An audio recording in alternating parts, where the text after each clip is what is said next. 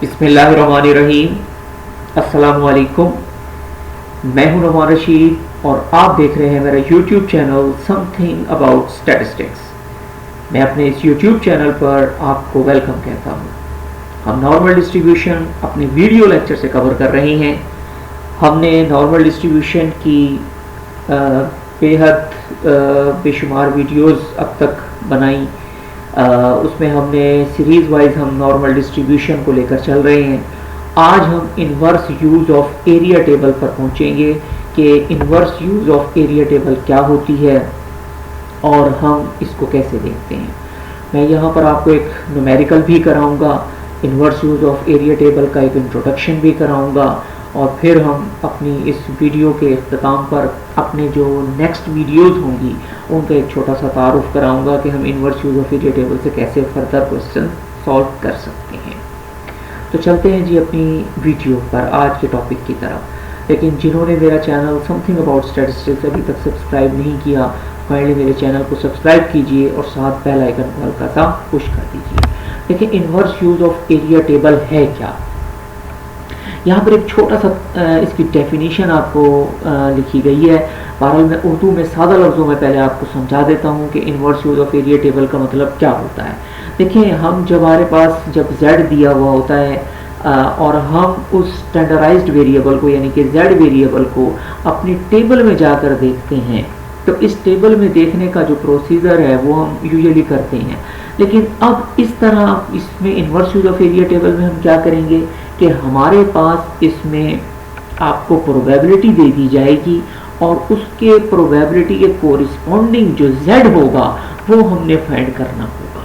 इस तरतीब को, इस तरह टेबल देखने को inverse use of area table कहा जाता है। फिर सुन लीजिए कि आपको प्रोबेबिलिटीज़ गिवन होंगी और आपने करना क्या है, उस प्रोबेबिलिटी के कोरिस्पॉन्डिंग z को देखना होगा कि वो z की वैल्यू क्या है। इस प्रोसीजर को, इस अमल को, इस टेबल को देखने को inverse use of area table कहा जाता है। अब इसी को मैंने इंग्लिश में लिख लिया है, आप देख सकते हैं। When we use the area table to find the value of z। देखिए हमने यही वर्ड लिखा कि जब हम z की वैल्यू देखेंगे, ठीक हो गया, corresponding to the given probability, कि आपको प्रोबेबिलिटी दे दी जाएगी और आपने z की उसकी कोरिस्पॉन्डिंग z की वैल्यू देखनी होगी in the body of the table. क्योंकि अब आपको जो प्रोबेबिलिटीज मिलती हैं वो टेबल की बॉडी में मिलती हैं। It is called inverse use of area table और इसको हम लोग क्या कहते हैं, inverse use of area table कहते हैं।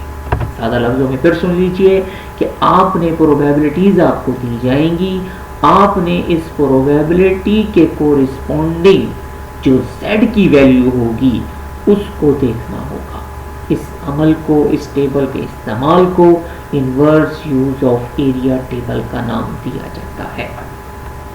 अब आप देख सकते हैं कि मैंने इसको कैसे लिखा है कि z given p is equal to k basically यहाँ पर क्या है कि यहाँ पर कोई हमारे पास प्रोबेबिलिटी होगी।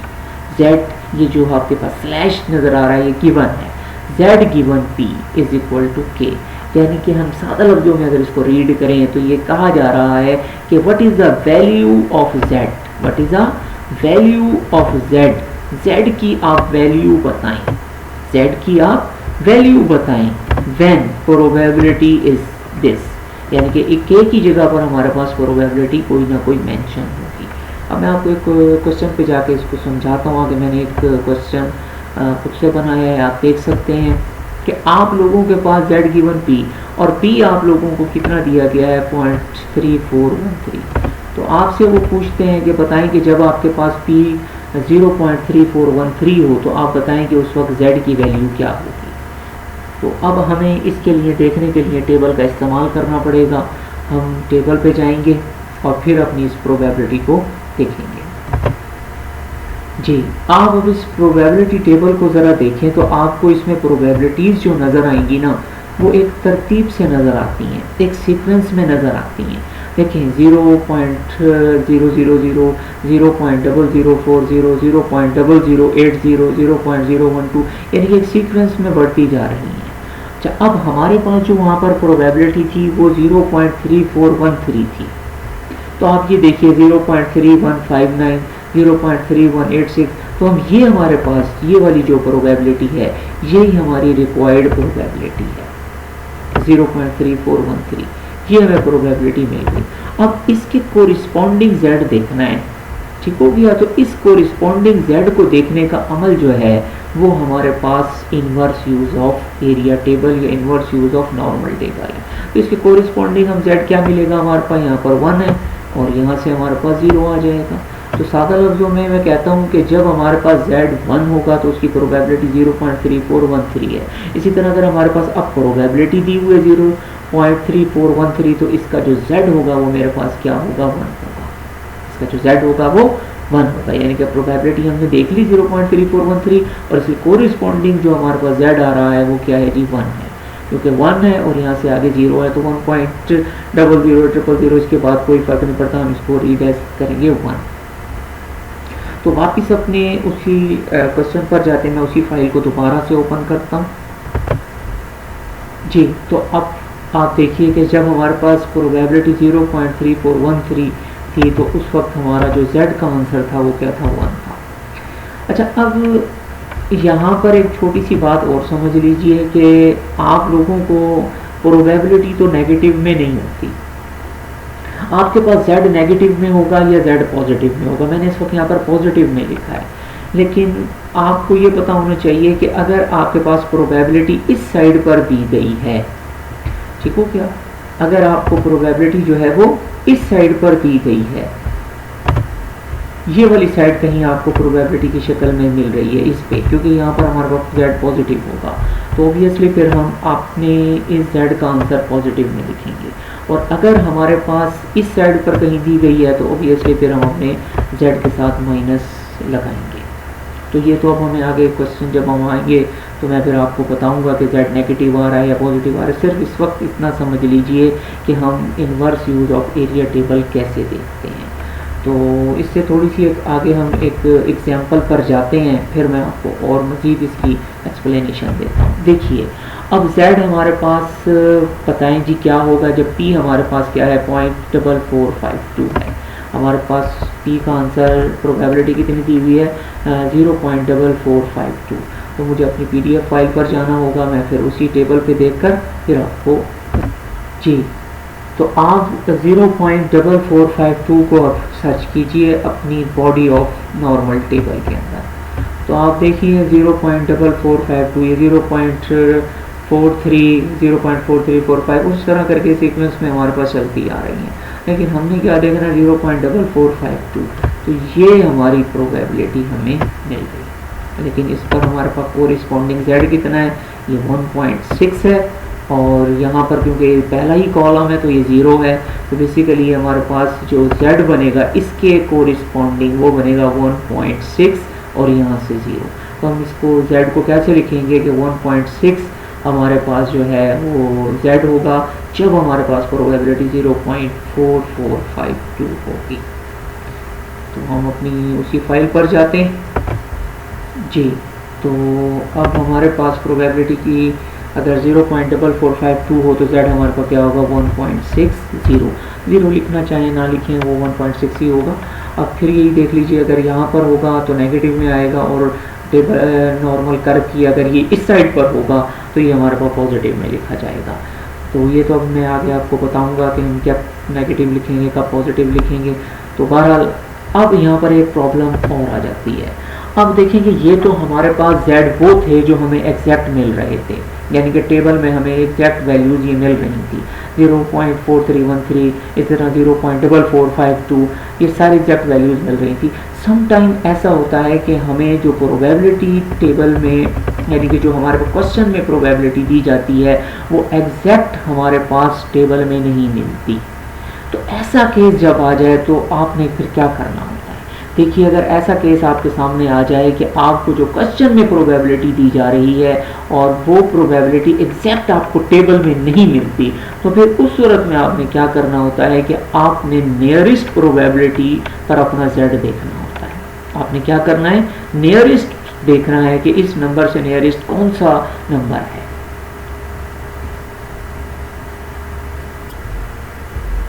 जी, तो 0.19143 हमने देखना है। अब देखें कि अगर मैं अपनी टेबल में जाकर देखता हूँ तो 0.1915 है और उसके बाद जो है वो 0.1950 है। तो आप लोगों के पास आप ये देखेंगे 0.1943 के जो नियरेस्ट है वो ये वाला नंबर है, ये वाला नंबर है। वो हमारे पास कौन सा नंबर है? 0.1950 जो है ये हमारा नियरेस्ट है। तो मैंने यही बताया कि अगर आपको एग्जैक्ट नहीं मिलता तो आप अपनी टेबल के अंदर जो प्रोबेबिलिटी आपको यानी कि क्वेश्चन में दी गई है, अगर वो एग्जैक्ट टेबल में प्रोबेबिलिटी टेबल में नहीं मिलती तो आपने करना क्या है, उस प्रोबेबिलिटी के नियरेस्ट देख लीजिएगा कि कौन सी है। अगर मैं इसको लेता हूं तो इसमें डिस्टेंस ज़्यादा है, देखिए ये 1915 है और हमारे पास है 0.1943 है। तो आप खुद समझ जाइएगा कि अब 43 जो है वो इसके नियरेस्ट है, यानी कि 0.1950 के नियरेस्ट है। तो अब इसका ही कोरिस्पॉन्डिंग z देखेंगे, वो क्या बनेगा जी, हमारे पास 0.5 और यहाँ से हमारे पास क्या बन जाएगा जी 1। तो असल में इस वक्त हमारे पास जो z बनेगा वो बनेगा 0.51 हमारा जो होगा वो z होगा। तो चलते हैं अपनी उसी फाइल पर और फिर मैं आपको समझाता हूँ। जी, तो अब हमारे पास जो 0.19543 था तो बेसिकली हमारे पास जो वहाँ पर था 0.1915 था, फिर आगे जाके 0.1950 था। तो इस जो 50 के जो नियरेस्ट है यानी कि ये 0.1943 जो है 0.1950 के नियरेस्ट है और उस पर जो हमारा z बनता था वो 0.51 बनता था, जो इस पर हमारा z बनता था वो 0.51 बनता था। जी, तो यही हमारे पास अब इसका z है। तो बात आपको समझ में आ जानी चाहिए कि अगर हमारे प्रोबेबिलिटी जो क्वेश्चन में गिवन है अगर वो एग्जैक्ट हमें नहीं मिलती तो हमने अपनी टेबल के नियरेस्ट देख लेनी है। अब जैसे मैंने आपको इधर समझाया कि हमारे पास 0.19143 जो है वो हमें टेबल में नहीं मिल रही थी, लेकिन उसके नियरेस्ट मैंने तलाश किया और उसके नियरेस्ट जो मुझे प्रोबेबिलिटी मिली वो 0.1950 मिली और उस पर जो कोरिस्पॉन्डिंग z था वो मेरे पास 0.51 बना। तो यही मेरे पास जो था वो उसका z था। अब एक तीसरा केस भी आ जाता है। बाज़ औक़ात ऐसा होता है कि हमारे पास जब हम inverse use of area table कर रहे होते हैं तो एक प्रॉब्लम स्टूडेंट्स के लिए ये भी आ जाती है कि ऐसा नंबर हमें मिलता है कि जो 2 पॉइंट्स के दरमियान में आता है, जो 2 पॉइंट्स के दरमियान में आता है। तो फिर उस सूरत में हमें क्या करना पड़ेगा? उस सूरत में हमें ये करना पड़ता है कि हम दोनों ही z लेंगे और उन दोनों की एवरेज लेंगे। अब देखिए मैं आपको इसमें समझाता हूँ। जी देखिए, इसमें हमारे पास इस वक्त जो z दिया गया है वो 0.4500 है, या सादा लफ्ज़ों में 0.45 है, ये हमारा z है। अब हम अपनी नॉर्मल टेबल के इन्वर्स में अगर हम जाकर देखते हैं तो ये हमें एग्जैक्ट नहीं मिल रहा। अब एग्जैक्ट वाला रूल तो हमें समझ आ गया कि इसके नियरेस्ट देखना है। अब इस पॉइंट 0.45 के नियरेस्ट 2 पॉइंट्स हैं हमारे पास। एक है हमारे पास 0.4595 है और एक है 0.4505 है। देखिए मैं आपको आगे इस टेबल में देखकर बताता हूँ, फिर आपको मैं समझाता हूँ कि इसमें हमें करना क्या है। पहली बात समझ आ गई आपको कि अगर नियरेस्ट नहीं अगर हमें एग्जैक्ट नहीं मिलता तो नियरेस्ट पे जाएंगे। अब ये वो वाली बात आ गई है कि हमारे पास एग्जैक्ट है ही नहीं, लेकिन नियरेस्ट भी 2 पॉइंट्स हैं, नियरेस्ट भी 2 पॉइंट्स हैं। जब ऐसा केस आ जाए तो फिर हमें क्या करना पड़ेगा, हमें दोनों ही z लेने पड़ेंगे और उन दोनों को ही हमें एवरेज लेनी पड़ती है। वो मैं आपको समझाता हूँ अपनी टेबल पर जाकर। जी देखिए हमारे पास 0.45 हमें एग्जैक्ट नहीं मिल रहा, तो आप चाहे अपनी टेबल पर, ये हमारे पास है 0.4495 है और यहाँ से हमारे पास आ जाता है 0.4505। अब 0.45 में यानी कि अगर 0.0005 की अगर हमें ऐड किया जाए तो 0.45 बनता है, मतलब इन दोनों पॉइंट्स का जो डिस्टेंस है वो सेम है। तो अब हमने करना क्या है कि हमने इस पर भी z लेना है, यानी कि इस वाले पॉइंट पर भी हमने z लेना है और वो आ जाएगा हमारे पास 1.6 और यहाँ से क्या आ जाएगा जी 4, यानी कि 1.64 आ जाएगा और इसका भी z हमें लेना पड़ेगा और इसका जो z आएगा वो आ जाएगा हमारे पास 1.65। अब हमें क्योंकि z ना हम ये यूज़ कर सकते हैं ना ये यूज़ कर सकते हैं क्योंकि दोनों का डिस्टेंस सेम है, तो ऐसा केस जब आपके सामने आ जाए तो आपने इनकी क्या करनी है जी, एवरेज करनी है।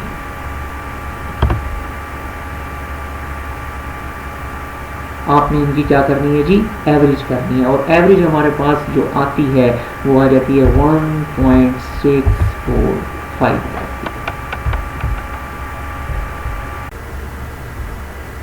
जी। तो मैं यही कह रहा था कि अगर आपको एग्जैक्ट नहीं मिलती और 2 पॉइंट्स ऐसे मिलते हैं तो फिर आपने उनका दोनों का जेड क्या करना होगा जी, एवरेज लेनी होगी। तो मैं यहाँ पर आपको थोड़ा सा और समझाता हूँ कि हमारे पास जो पहला पॉइंट आया था उस पर हमारे पास जो जी आया था वो आया था 1.64 और जो दूसरा जी था उसको हमारे पास आया था 1.65। अब मैंने क्या किया है कि इन दोनों जी को ऐड किया है और 2 पे डिवाइड कर लिया, तो मेरे पास जो आता है 1.645 आ जाता है। मैंने इनकी एवरेज ले ली है और अब इसी एवरेज को मैं अपने जेड के तौर पर इस्तेमाल इस्तेमाल करूँगा।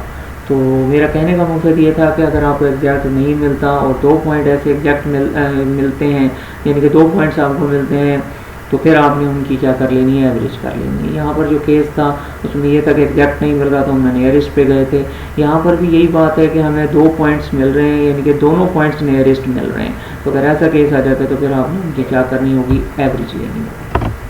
तो फिर आपने उनकी एवरेज लेनी होगी और यही एवरेज जो है वो हमारे पास इसमें इस्तेमाल में आएगी। अब असल में हम inverse use of area table का हमारा करने का मकसद क्या होता है, हम क्यों करना चाहते हैं। बेसिकली हम लोग यहाँ पर inverse use of area table की मदद से x की अननोन वैल्यू फाइंड करना चाहते हैं। यानी कि क्वेश्चन में हमारे पास जो है ना वो x अननोन होता है और हम उसकी वैल्यू फाइंड करना चाहते हैं। बेसिकली ये हमारे पास जो है ना, इसको हम कहते हैं डी स्टैंडर्डाइज कहते हैं। क्या आपने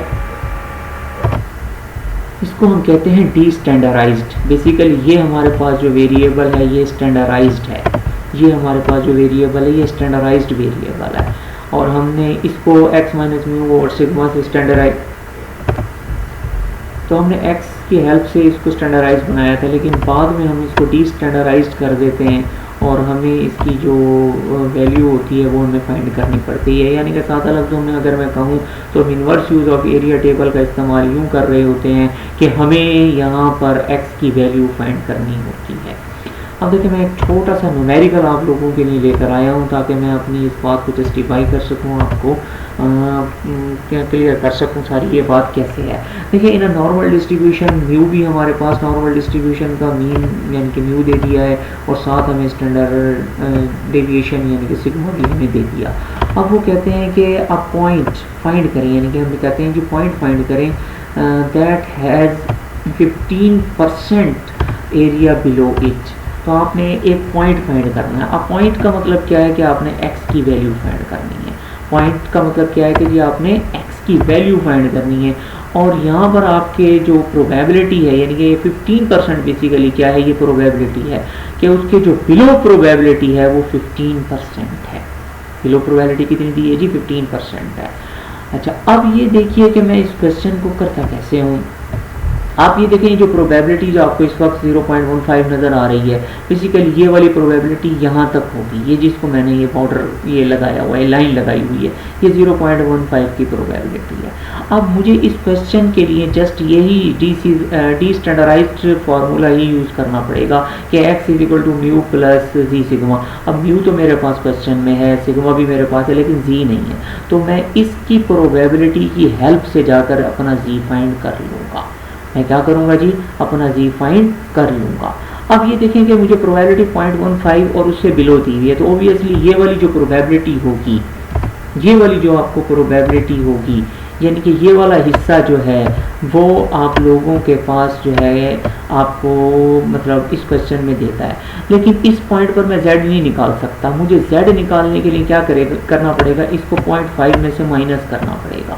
0.5 में से इसको क्या करना पड़ेगा जी, माइनस करना पड़ेगा। उसकी रीज़न ये है कि मुझे z जो मिल रहा है वो यहाँ तक का मिलता है, ये वाला हिस्सा ये मुझे z देता है, ये वाला हिस्सा मुझे z में मिलेगा, क्योंकि जब तक मुझे इस हिस्से की प्रोबेबिलिटी नहीं मिल जाती, इस हिस्से की प्रोबेबिलिटी नहीं मिल जाती, मैं अपना z नहीं हासिल कर सकता। क्योंकि मुझे z टेबल जो देती है वो 0 से लेकर इस पॉइंट तक देती है, z तक देती है। तो मुझे अब क्या करना पड़ेगा, 0.5 में से 0.15 माइनस करना पड़ेगा तो 0.35 आएगा। अब इस 0.35 को जाकर मैंने inverse use of area table में जाके देखना है और फिर जाकर मुझे पता चलेगा कि जी मेरे पास इसकी प्रोबेबिलिटी जो 0.35 दी गई है उस पर कोरिस्पॉन्डिंग मेरा जो z है वो क्या आता है।